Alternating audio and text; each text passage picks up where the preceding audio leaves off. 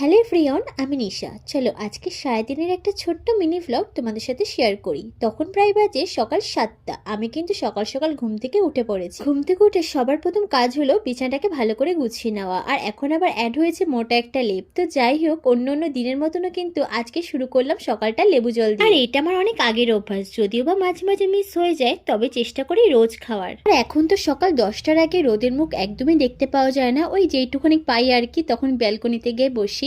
তো ওখানেই বলতে গেলে আমি দিনের বেশিরভাগ সময়টা কাটাই।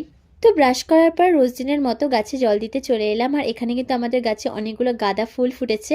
আর ওই যে বললাম, তোমরা কিন্তু আমাকে প্রায় ভিডিওতে দেখতে পাবে ব্যালকনিতে, কারণ ব্যালকনিতে অল্প অল্প রোদ পড়ে।